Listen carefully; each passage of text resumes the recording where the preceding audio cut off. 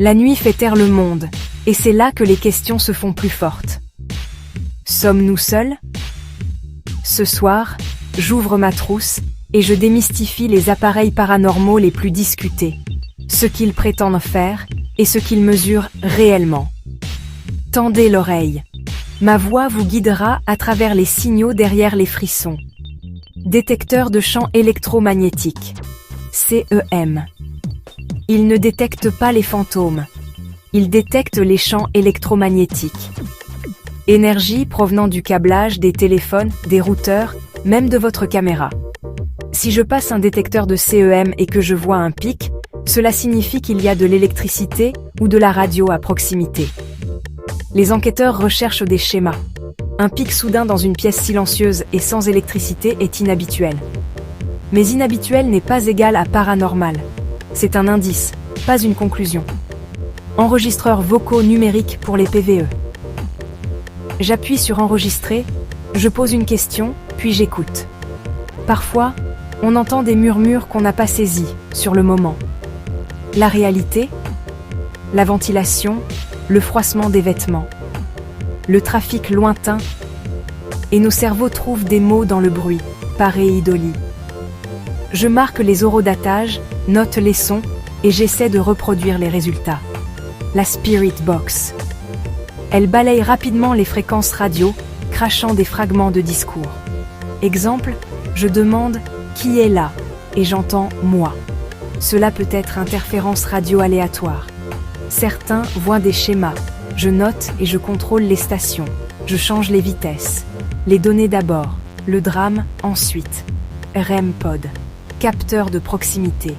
Petite antenne crée une bulle électromagnétique. Une main modifie le champ, bip ou lumière. Courant d'air, câble, talkie-walkie peuvent déclencher. Je crée des lignes de base, je recule et je teste la distance avant de qualifier quoi que ce soit d'étrange. Caméra thermique. Le thermique montre la température de surface. Point froid, cas courant d'air ou isolation. Vision nocturne. IR. Les IR voient la lumière, pas la chaleur. Si je capture une forme, je vérifie reflet, surface brillante, focus. Grille laser projetant des points. Si quelque chose brise les lignes, distorsion. Caméra SLS qui cartographie les articulations humaines. Elles sont faciles à tromper par porte-manteau, dossier, miroir. Je bouge, je rescanne, et je vérifie sous un autre angle, avant de faire confiance à une silhouette. Géophones et capteurs de vibration qui écoutent le sol. Un léger coup peut paraître spectaculaire sur un graphique.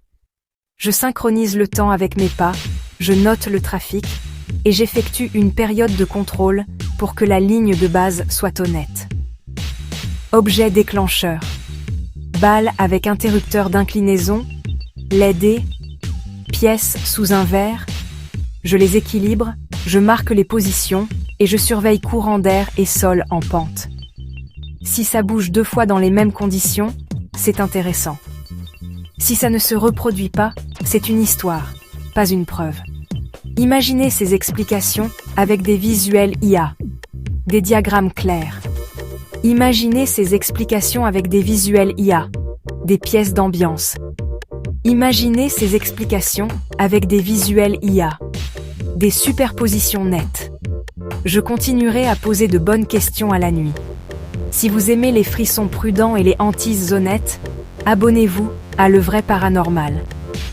Appuyez sur la cloche et venez avec moi là où la curiosité rencontre l'obscurité. On se retrouve pour la prochaine enquête.